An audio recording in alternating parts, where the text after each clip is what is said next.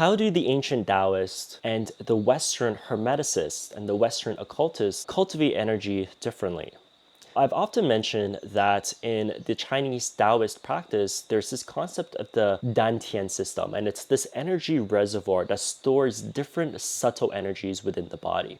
We have the lower Dantian, which is below the navel, and that sits directly in the center of your body that harnesses the Qing energy or the vital life force. And then we have the Qi, which is the heart center, Qi or the astral life force, as well as the Shen, where the mental life force that sits in your pineal gland as the center of gravity for this energy. Within the Western occultist and esoteric Daoism framework, there also lies the same type of energies.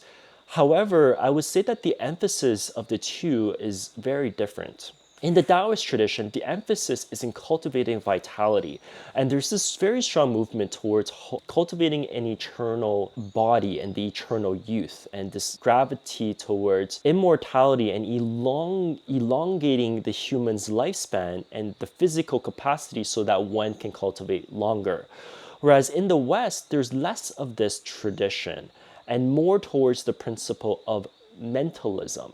I'll explain the difference of how the two proliferates in the two different cultures. So in Taoism, the emphasis is accumulating vitality as a foremost. And you take that as the rocket fuel to then go into the higher realms of awareness. The benefit of that is we need life force, vitality to operate this 3D vessel of our body. So it goes hand in hand into developing your fascia alignment with Qigong, allowing your body to become a superconductor, whether that's for martial purposes, for fajin, or for your organs to get the right nutrients, for Chinese medicine. And all of these kind of studies proliferated from this very concept of cultivating vitality, cultivating Jing.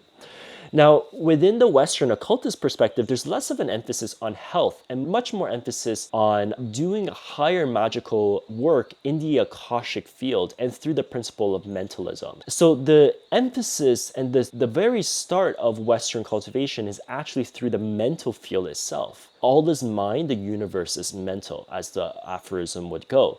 And there is truth to this. All is an expression of the mind substance of source, and we are just an experience of source persona. And if you can practice the precision of the mind, energy goes where your mind goes. Energy goes where your attention goes. So everything is directed through that principle of mentalism. By that emphasis, the practice of the occult isn't as much in having a strong physical body, but it's developing the intellect, developing the mental body in order for it to harness energy. Because I came into this field from a perspective of wanting a stronger body and wanting to be healthy, I very much gravitated towards the Eastern practice first.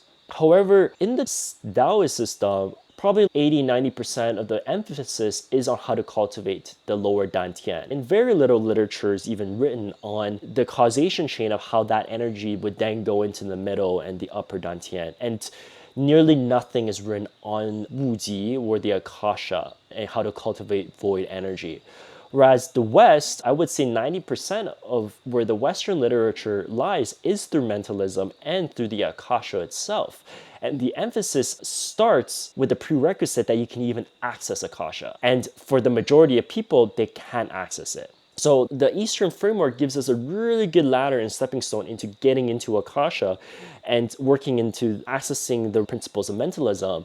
But then where I feel the Western has its benefit is in cultivating more of that higher Akashic quality. Whereas the West, I feel like there's a stereotype of the fat magician, and I feel like it's true. You can see a lot of the practitioners out there, they let their body go. And the reason why is because when you emphasize so much on the Akasha dissolves ego, and it also dissolves your attachment towards the 3D vessel. So you start neglecting yourself. You start not eating in the healthiest way and not having concerns of the body itself. It's really not the healthiest practice to do. It's great for ascension. It's great for cultivating the Tao.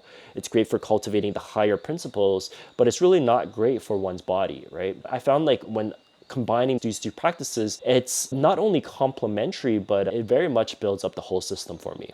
So I hope that gives you an idea of how the West and the East relates and where they differ on, not in terms of the content, but rather the emphasis. Drop us a like and message us if you have any questions. Take care. Bye.